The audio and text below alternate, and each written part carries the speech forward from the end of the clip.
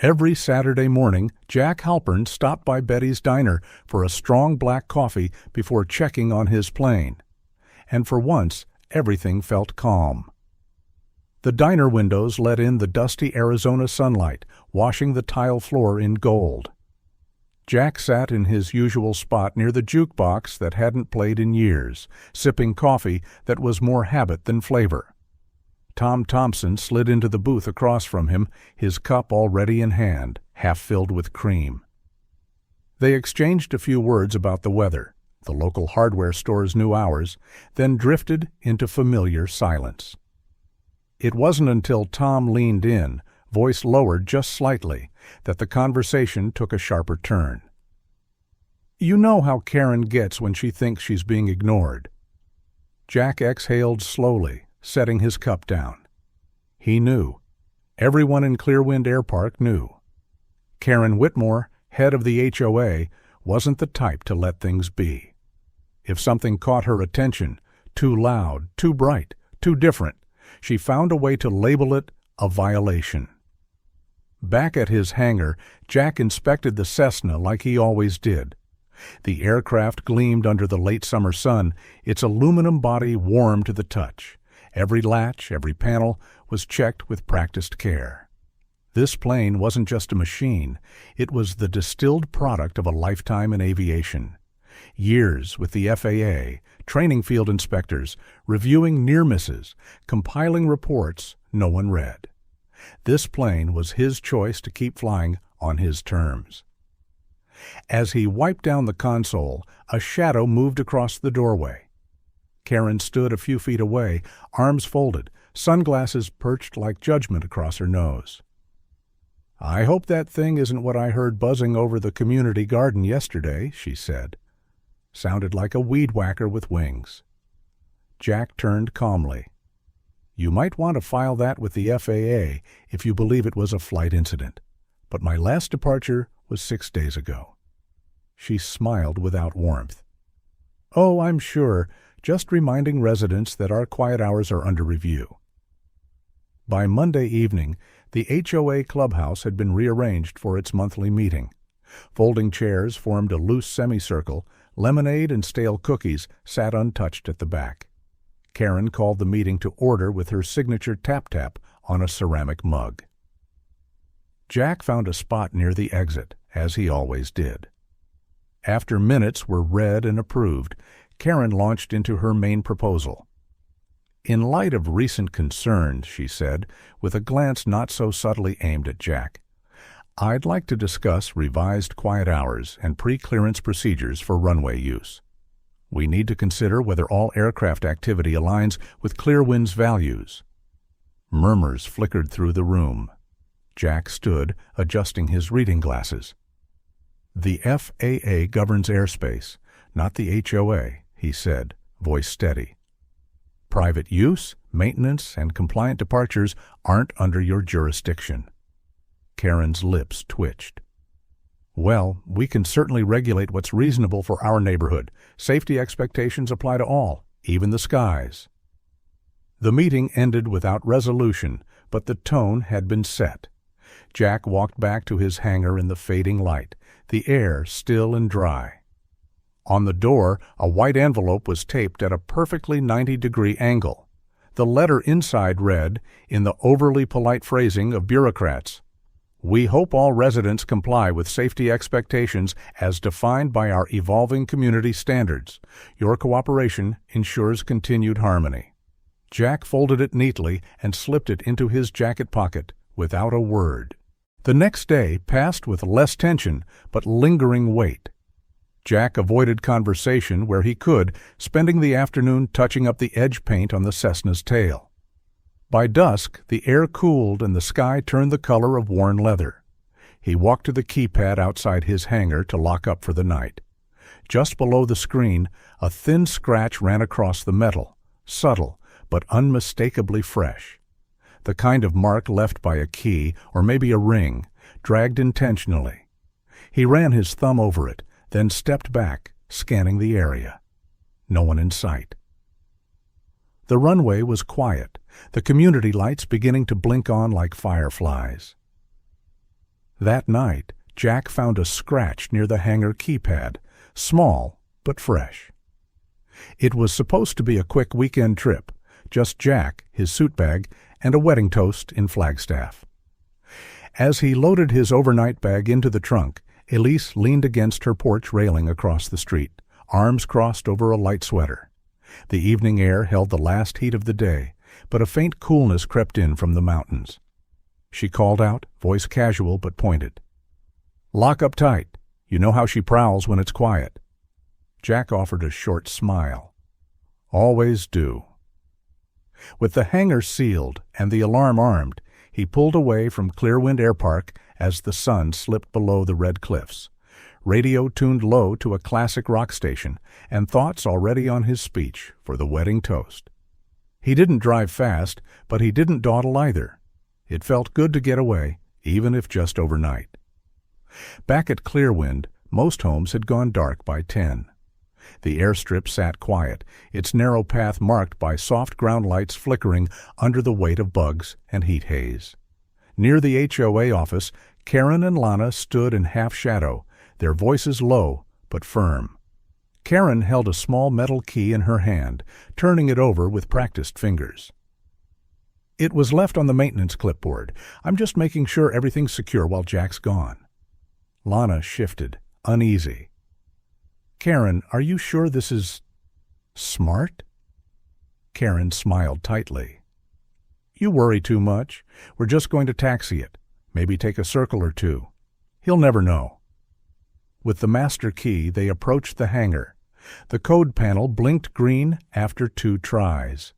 The heavy door groaned open just enough to let them slip inside, where the Cessna sat like a silver animal, resting and unaware. Inside the cockpit, Karen ran her fingers along the controls. "It's all labeled. Honestly, how hard can it be?" Lana climbed into the co-pilot seat, gripping the sides as if the fabric might break free. "You said taxi," Karen flipped switches. "Plans change." The plane's engine coughed, sputtered, then roared awake. The sound shattered the silence of the air park. Elise, half reading on her patio, sat upright. Lights flicked on across the runway. Tom stepped outside and looked up, confused. "That's Jack's Cessna," he said slowly. "But that's not Jack." The Cessna lurched forward, its wheels bouncing on the asphalt before finding momentum. It swerved slightly, corrected, then climbed, low and crooked, like a child learning to ride a bike on uneven pavement. In a hotel room near Flagstaff, Jack's phone vibrated once, then again. He reached for it, eyes adjusting to the dark. The GPS tracker app lit up with an alert. Engine on, aircraft moving. He stared for a beat. Then, without hesitation, he sat up, pulled on his pants, and opened the FAA flight monitor. The plane's path appeared, rising steadily but with an erratic curve, no filed flight plan, no clearance. He called Elise. "Jack?" she answered groggily. "Is someone flying my Cessna?" A pause. "We just saw it. Took off 10 minutes ago. Karen was near your hangar earlier." Jack ended the call, opened his contact list, and hit the direct line to the regional FAA field supervisor. By the time the call connected, the plane was nearing the perimeter of controlled airspace. "I need to report an unauthorized flight," Jack said calmly. "Cessna 172, registration N2038J. I'm the registered owner. I'm not flying it." The supervisor on the other end stiffened. "Do you have tracking?" "I do. It's climbing at a shallow angle, heading northeast. Pilot unknown. No lights, no ID.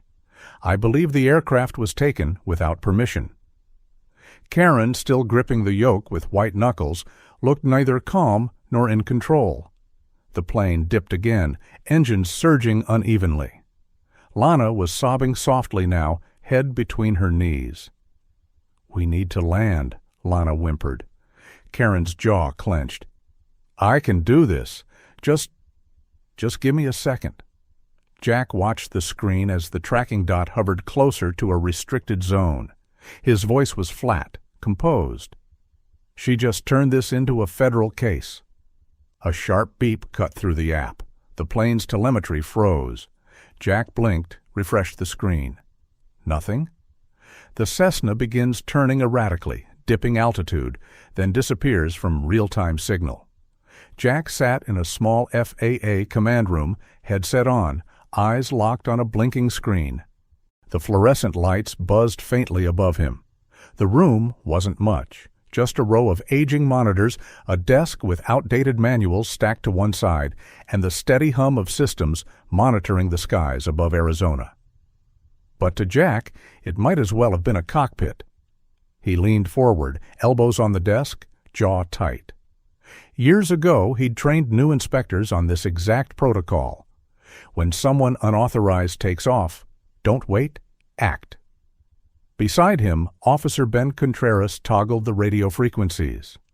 Young, sharp, and respectful, Ben had already deferred to Jack more than once that morning, recognizing the quiet authority that comes with time and scars. "We've picked up her signal again," Ben said. "A DSB just pinged. She's somewhere west of Lake Pleasant, low altitude. Looks unstable." Jack didn't respond right away. He tapped into the emergency channel, thumb hovering over the transmit button. The open headset fed him background static and snippets of air traffic far out of range. "This is FAA Emergency Operations," he said evenly. "Cessna 172, tail number November 2038 Juliet, respond immediately. Pilot, identify yourself." Silence. Then, crackling through the static, a woman's voice. Oh my God, I don't know what I'm doing. The screen's blinking. Something's wrong." Jack recognized it. Karen. Ben looked at him, eyebrows raised. Jack pressed again. "Karen, this is Jack Halpern. You're in the air, and you're not alone up there. I need you to listen to me very carefully." More static, then a sob. "I didn't mean to. I thought I just wanted to try it." Jack kept his tone steady. "No one's hurt yet. Let's keep it that way." Meanwhile, FAA controllers rerouted a private jet bound for Sedona. The skies over Clearwind had been mostly clear, but anything near the low-altitude path was now diverted or grounded. Jack requested clearance to guide the aircraft toward a secondary strip just south of the community, a former crop-dusting runway still maintained by local volunteers. Ben called it in. Mesa Hills Strip, coordinates locked, local sheriff on standby. Sheriff Luis Mendez, an old acquaintance from Jack's FAA days, had already dispatched 2 patrol cars to the landing zone. They positioned themselves on either end, lights dim but engines running. Mendez himself stood by the tarmac, arms folded, eyes scanning the brightening sky. Back at Elise's house, she brewed a fresh pot of coffee and sat down at her kitchen table. Her tablet glowed with HOA bylaws, a folder beside it labeled Clearwind Incidents. She wasn't surprised. Not really. Karen had always assumed authority meant immunity. Jack guided Karen's trembling hands through the descent. "Ease off the throttle. That's it. Keep your nose steady. Don't fight the air. Just guide through it." Lana had stopped crying but wouldn't look up, curled in the co-pilot seat, gripping the headset like it could protect her. The plane dipped. Karen shrieked. Jack's voice cut through the panic, calm but firmer now. "Level it out. You're too low. Pull up just a touch." The strip came into view, a narrow brown scar against the scrub. Karen blinked through tears. The gear extended. The wind hit hard. She came in too fast, too shallow. "Flare! Now!" The wheels struck with a jolt, one bouncing before grabbing. The nose dipped, scraped. The wing clipped a ground marker. But the Cessna stayed upright, slowed, stopped. Karen slumped forward, sobbing again. Police vehicles rolled forward. FAA vans followed. Ben muttered, Well, she made it. Jack stood, removing his headset. He didn't rush. He didn't need to. The real impact had already landed.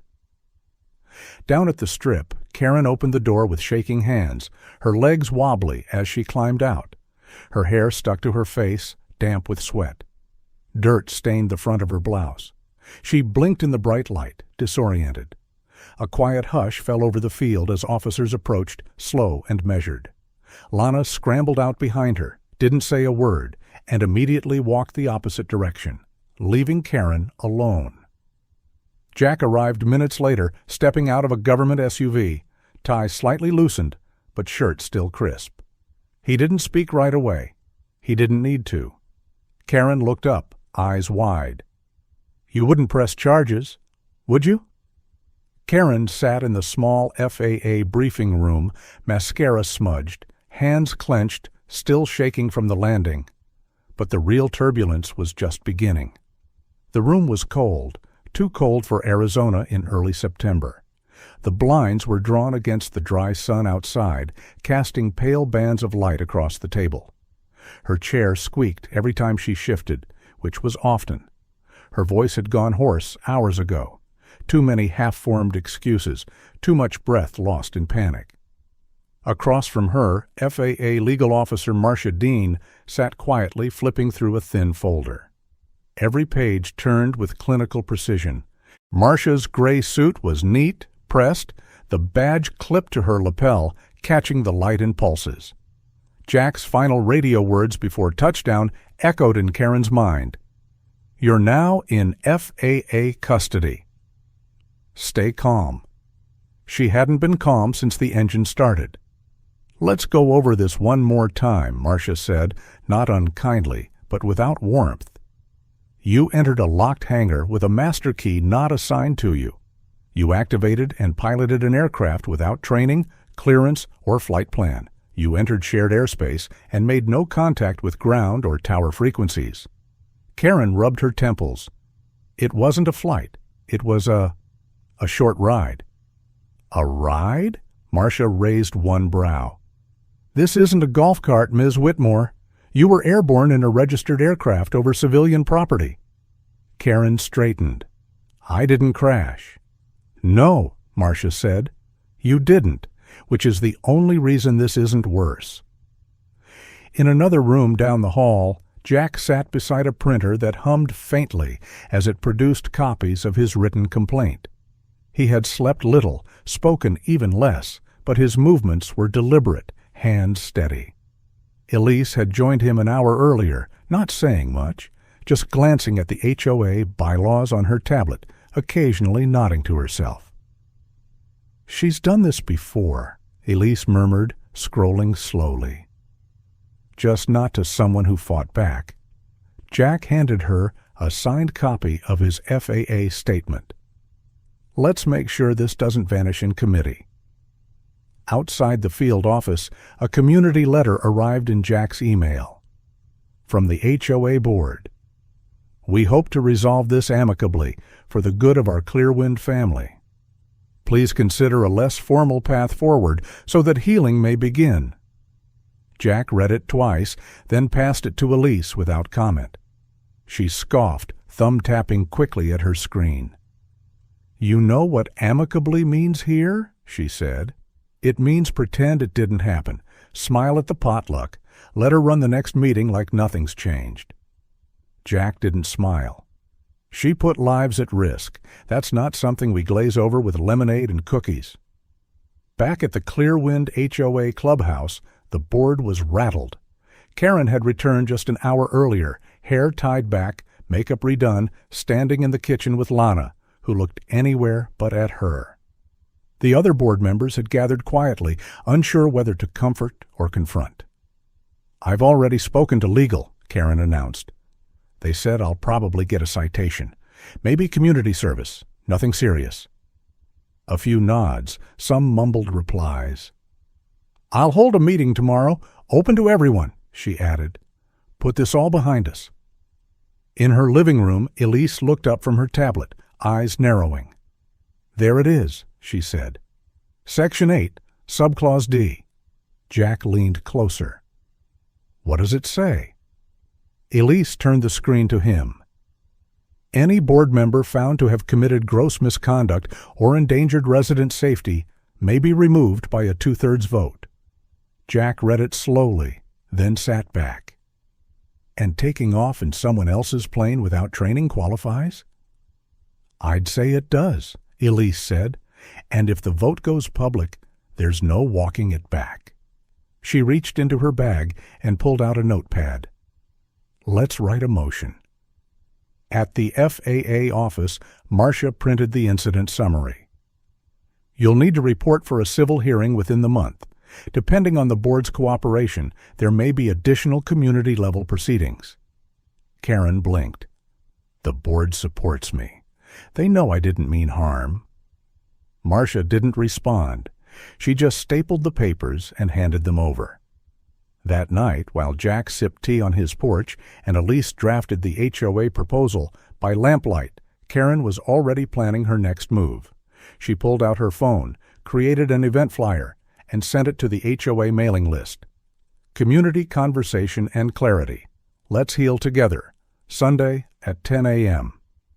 Karen, unaware of Elise's discovery, holds a press-friendly HOA meeting the next day to clear the air. Clearwind's monthly HOA meeting started with lemonade, cookies, and small talk. Then Jack stood up with a manila folder. The clubhouse was packed tighter than usual. Folding chairs lined the walls, and the hum of conversation buzzed just above the soft clink of plastic cups. Someone had brought apple muffins. A tray of sliced oranges sat untouched. A banner for the upcoming fall festival hung crooked above the community bulletin board, swaying slightly with the air conditioning. Karen stood at the front in a powder blue blazer, her expression pleasant, her voice sunny.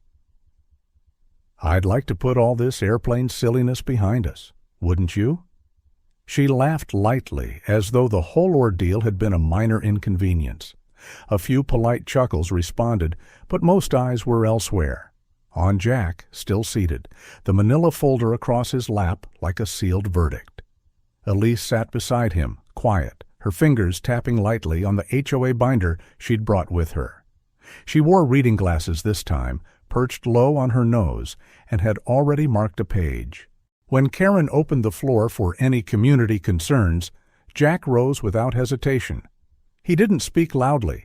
He didn't need to. I have a concern about accountability, he said, specifically regarding leadership and resident safety. Karen's smile twitched. Jack, I believe we've addressed this. I'd like to present some materials. He walked to the front, placed the folder on the table, and opened it with care. The first printout was a screenshot from his FAA tracker, time-stamped, geolocated, and matched to his Cessna's registered ID. The second was a still from the hangar's motion-activated camera, clearly showing Karen entering late Friday evening. The third was a letter from the FAA office in Phoenix, outlining the incident as under formal review. The room had gone still. One of the residents in the second row leaned forward slightly. Someone else coughed and stopped halfway through. I'm not here to humiliate anyone, Jack continued, but I do think the facts should be on record. Karen stepped forward, voice sharper now. This is character assassination. I've led this board for 6 years. I've handled landscaping disputes, noise complaints, pool maintenance. I'm not perfect, but this is personal. She turned to the room. He's twisting this into something it's not. I didn't crash. I didn't cause damage. It was a lapse in judgment, not a crime. Murmurs rippled through the seats. A woman near the back whispered to her husband. Another man crossed his arms and stared at the floor. Elise stood then. Quiet, steady. She walked to the table and placed the binder down. Page 73, she said, voice clear but not loud. Clearwind HOA Bylaws, Section 8, Subclause D. Any board member found to have committed gross misconduct or endangered resident safety may be removed with a 2/3 vote by attending members. She looked around the room. I believe unauthorized operation of a private aircraft, endangering both persons and property, falls within that definition. Karen opened her mouth, then closed it. Jack stepped back, saying nothing more. One of the board members, a retiree named Harold who'd lived in Clearwind for over a decade, stood and spoke slowly. I'd like to call for a vote. There was no shouting, no gavel, just a quiet counting of hands, one by one. 23 in favor, 4 against. Karen stood frozen for a moment, then reached for a cup of lemonade, changed her mind, and let her hand drop. She turned without another word, heels clicking against the clubhouse floor. As she reached the doorway, she paused just long enough for those nearest to hear her. This isn't over, as she exits, leaving the lemonade untouched. 1 month later, Jack wheeled his Cessna out into the morning light. This time, no scratches, no tension, just sky. The air carried a crispness it hadn't held in weeks. Summer had finally loosened its grip on the desert, and the first whispers of fall drifted across Clearwind Air Park. The sky was soft blue, the kind that pilots loved, open, dry, dependable. Jack adjusted the brim of his cap and ran a hand along the wing. The aluminum was cool to the touch, the paint newly waxed. Nearby, families gathered with lawn chairs and coffee cups, chatting beside picnic tables set up for the annual fall fly-in. Kids pointed at the planes, asking questions their parents couldn't quite answer. The community had come out in force this year. Tom strolled by with a dented thermos and a grin. Fall's come early this year, and with it, peace. Jack smiled. I'll take that over heat and drama any day. The last of Karen's belongings had vanished 2 weeks ago. No farewell, no note, just an empty driveway and a for sale sign that quietly flipped to sold. No one asked where she went. No one volunteered to miss her. Even the HOA newsletter had skipped a mention. In her place stood a new HOA president, a retired flight nurse named June Abernathy. She was calm, polite, and, most importantly, interested in listening more than dictating. Jack hadn't filed for damages. When the FAA closed the case with a formal warning and civil penalties, he'd simply asked for a formal record and declined restitution. He wanted a rule change, not a paycheck, and thanks to Elise, that's what he got. She'd written up a new set of safety procedures, combining federal standards with Clearwind's own needs. No aircraft would be touched without approval. No hangar entered without digital logging. The board passed it unanimously. By mid-morning, the first few planes had taken off, light hops around the ridge and back. Jack waited until late morning, letting others go first.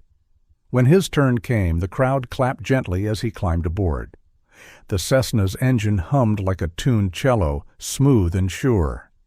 Jack guided it down the runway, lifted off, circled twice over the canyon, and returned 20 minutes later to a small round of applause and a few raised coffee cups.